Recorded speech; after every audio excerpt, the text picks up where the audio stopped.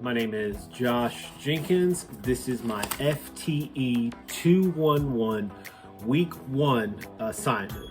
Today is March 13th, 2024. Before we get started, first thing we're going to do is we're going to clear this weapon. So first thing we're going to do is we're going to point in a safe direction. I'm going to drop the magazine, show it no ammo in there, lock the slide back, show there's no ammo there in there, do a visual and physical inspection of the weapon. Point in a safe direction, drop the hammer. This weapon is now clear.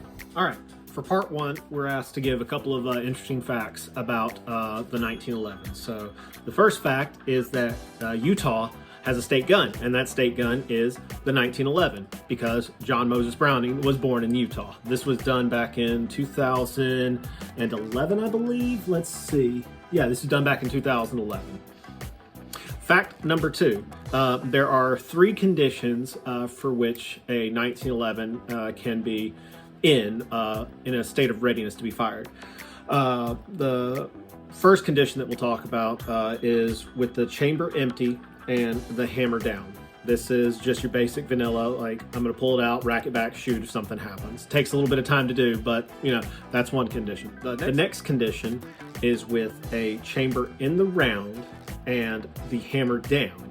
Now, this is crazy because this involves you actually having to drop the hammer onto a potentially live round, so you have the potential for setting that round off, and there's been a lot of examples of that happening and bad things happening. The final condition, and the one that is John Moses Browning's original design, is the same as the one before, except the hammer, there's a round in the chamber, the hammer is back and the safety is on and it goes into your holster. Again, that was the original intent and design of John Moses Browning.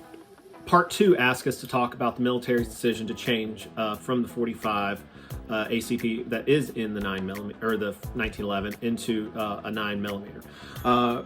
Reason is pretty simple, and I'm gonna kind of read from my notes here.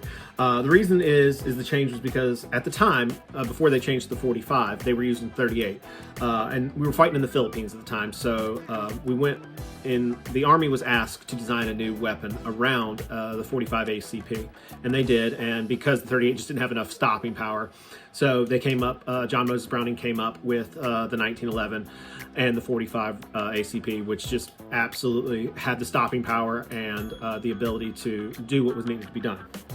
Now, in more recent history, the military is moved away from the 45 to the 9mm, and the reason is very simple. It's just a matter of how many rounds you can hold. Like ballistically, the 45 and the 9mm are similar, and there's a good video by Grantham, which was suggested by another SDI grad, Tradesman Firearms, and again, I'm gonna link all those videos in here too.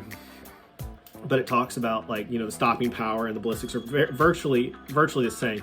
The difference is, and I'll show you, is that this magazine right here for a 1911 holds 7 rounds, where a magazine for my Glock can hold 15. And again, I'm gonna show you this weapon. This weapon is clear. This is a 1911, and this holds 7 rounds. This is my Glock, and it holds 10 rounds. So I mean, the size is smaller, the weight is less, and holds more rounds. So that's why we went to, or it's why the U.S. military went to a smaller round.